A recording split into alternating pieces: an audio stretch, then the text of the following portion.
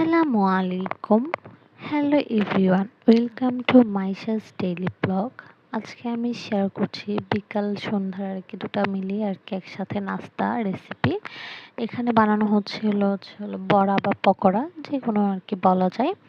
তো এই বড়ার পকোড়ার রেসিপিটা যখন আমি বানাচ্ছিলাম তখন ক্লিপটা নিতে ভুলে গিয়েছি, তো আমি যার কারণে বলে দিচ্ছি এখন।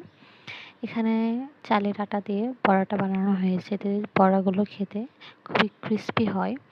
তো এখানে চালের আটা, পেঁয়াজ কুচি বেশি পরিমাণে, মরিচ কুচি, মরিচের গুঁড়া, সামান্য পরিমাণ হলুদ গুঁড়া, লবণ গুঁড়া এবং নর্মাল পানিতে বাটারটা তৈরি করে নেওয়া হয়েছে।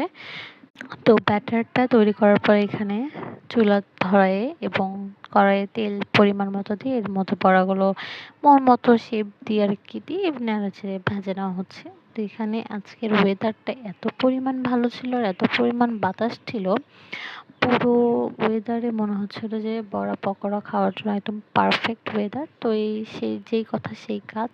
তো তার জন্য চুলা বের করে বড়া পকোড়া ভাজা হচ্ছে। এটা হচ্ছে আমার বাড়ির সামনের ওয়েদারটা দেখাচ্ছিলাম। মানে এত সুন্দর বাতাস হচ্ছিল ওই দিন, যা বলার কোনো ভাষা নাই।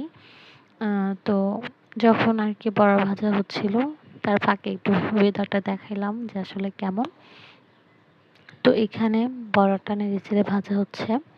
এই বড়াটা খেতে খুবই ক্রিস্পি এবং মজাদার ও সুস্বাদু। আমার কাছে খুবই পছন্দের। আশা করি এটা বড়াটা সবার কাছেই পছন্দনীয়। তো ওই দিনে আগুন জ্বালাইতে এত পরিমাণে কষ্ট হচ্ছিল, এত পরিমাণে বাতাস ছিল যে আগুনটা টিকে রাখাটাই অনেক কঠিন হচ্ছিল। এখানে আমরা খড়ির বদলে, যেহেতু শহরের বাড়ি, খড়ির বদলে আমরা এগুলো হার্ডবোর্ড ব্যবহার করতেছি, বাট তাও আমাদের কথা মাটির চুলায় করে খাইতে হবে। তো এখানে প্রথম খলাটা ভাজা হয়ে গেল, সেটা হাতের কাছে যেটা ছিল বাটি ছিল না, যার কারণে এইভাবে তুলে নেওয়া হয়েছিল।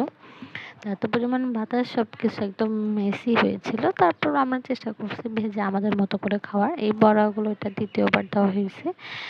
তো তারপর এখানে ভাজা হচ্ছিল, ভাজতে ভাজতে সন্ধ্যা হয়ে গেছিলো।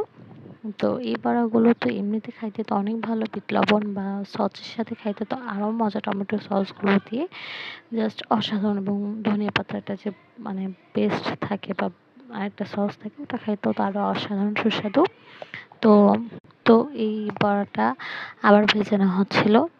ভেজে নিয়ে তারপর এটাকে আমরা বাচ্চা কাচ্চা সবাই মিলে খুবই সুন্দরভাবে খেয়েছিলাম। আজকের রেসিপিটা খুবই সিম্পল এবং দুর্দান্ত এবং খুবই আমরা মজাদার করে বেনে খেয়েছিলাম। আলহামদুলিল্লাহ, সবাইকে ধন্যবাদ।